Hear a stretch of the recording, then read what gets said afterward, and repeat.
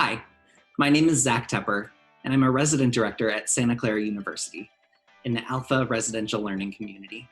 I use he, him, and his pronouns, but I also respond to they, them, theirs.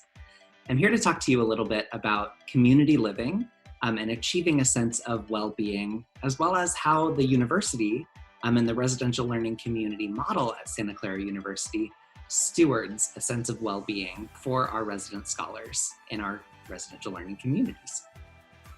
We care a great deal about the concept of community, and we understand that community means something different to each person.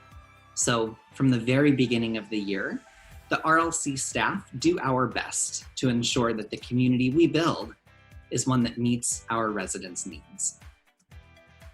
Today, we'll talk about community values and community standards, why those things sound similar, but where we draw distinctions. We'll talk about navigating conflict and why this isn't always a bad thing. We'll talk about achieving support in the RLCs, mostly how we can be supportive of our resident scholars, and also how we steward support beyond the residential learning communities. So each RLC cultivates its own set of community values and community standards.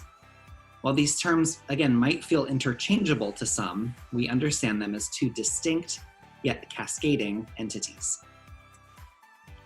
Community values refers to the collective agreement of principles of community, defined by community members and informed by a common mission.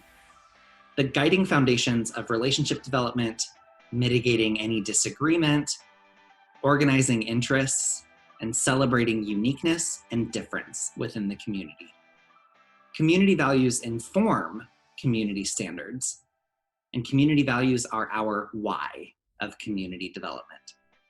Community standards, on the other hand, refers to the concrete examples, tangible behaviors, or expectations that community members collectively agree to, or behavior or actions that are defined as acceptable by the group. Community standards are informed by community values and are both our what and how of community development.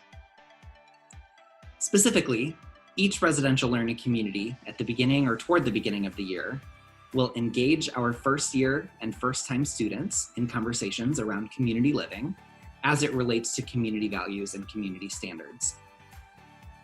We'll also solicit and synthesize shared values amongst our RLC staff teams, including community student staff and leadership teams. We also introduce residents to the staff team's shared values and invite resident participation in articulating how these values may be supported by community standards. And finally, each year, we display these community values and community standards in each residential learning community. About conflict. Let's just get this out of the way now. Conflict and disagreement are natural to living with others. Think about how conflict or disagreement manifests in the family setting. Now imagine that with anywhere from 180 to 450 students living under one common roof. Neither conflict nor disagreement are inherently bad. In fact, we find value in our students encountering and grappling with these concepts. It's why we've developed our framework for community values and community standards. It's inevitable that our residents will not get along with at least one other person, or may not like an idea shared by someone else. We are here to help with that. Parents and families, you'll likely hear about any conflict before we, the RLC staff, hear about it. So here are a few tips that I want to encourage you to share with your student to make conflict not as big of a deal as it sounds. Assure your student that you're here to listen. Validate and affirm their experiences and feelings, but don't step in to help. If you do, you're stealing invaluable moments of independence and interpersonal navigation away from your student. 2, refrain from gossip. Implore your student to keep this conflict or disagreement close to them, instead of sharing it widely and broadly with others. This could be perceived as gossip and could cause the conflict to grow, or could encourage those not involved to take sides. Gossip divides a community and is largely unhelpful. Now, that doesn't mean your students shouldn't be talking with others about their feelings or experiences. Quite the opposite. It's more about how we talk about the conflict and disagreement than about what we talk about. Encourage your student to talk with those with whom they are in conflict or disagreement directly. This means not running away from the issue or pretending the issue didn't occur, but rather facing it head on. For some, this may feel like an extremely courageous act. So ensure that you are praising and affirming those conflict navigation and mediation skills of attempting to talk directly and approach directly. Finally, if talking directly with those in conflict doesn't work, or it feels like an insurmountable mountain, encourage your student to talk to their community facilitator. The entire community facilitator team is trained in conflict management, mediation, and interpersonal compromise skills. They're impartial and are here to help. They live on the same floor as your student and are often merely down the hall. And if that doesn't work, the community facilitator will likely share the moment of conflict with their resident director supervisor, like myself. We are also trained in conflict management, mediation, and interpersonal compromise skills. So hear me clearly when I say, we are here to help. There are, of course, times when our residents need more immediate support, or when they are going through things that conflict management and mediation won't resolve. Each RLC has at least one community facilitator serving in an on-call capacity each night from 7 p.m. until 8 a.m. the following morning, and 24 hours a day on weekends. We refer to this rotation as duty.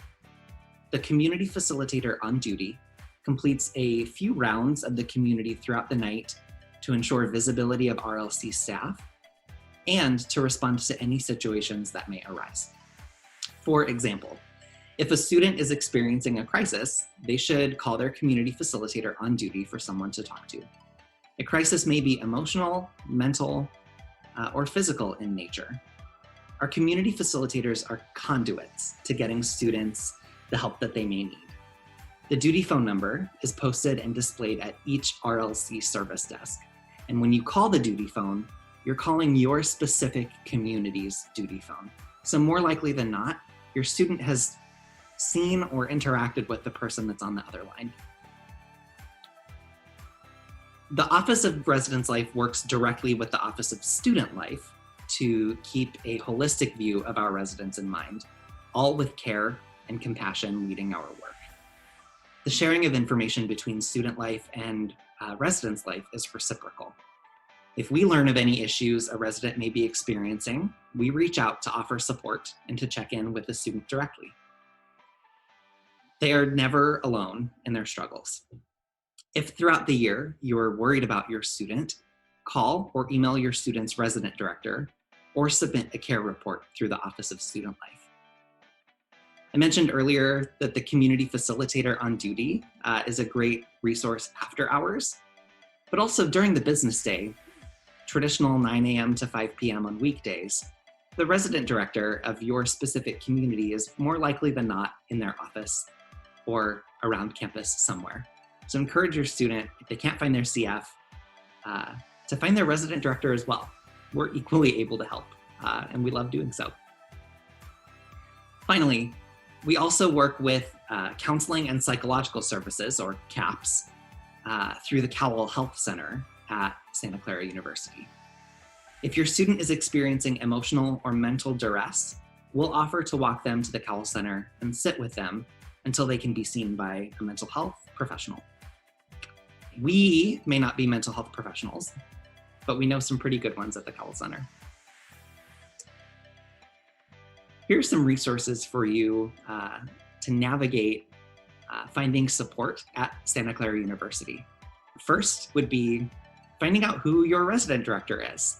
This would be a great opportunity for you to be in touch with someone before arriving to campus. If you have any questions, or generally, if you just want to know who's leading the charge in your community. There's also the Office of Student Life Care report that I mentioned a little bit earlier. Quite easy to submit a student of concern report if you do have concerns about your student or anyone else on campus. And finally, more information about counseling and psychological services, what we lovingly refer to as CAPS, at the Cowell Health Center. I want to thank you for watching today.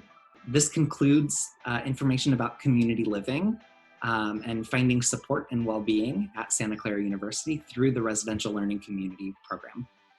I want to also share that you should make sure to check out our other videos within this playlist about other topics that you might be curious about related to living and learning at Santa Clara University. See you soon.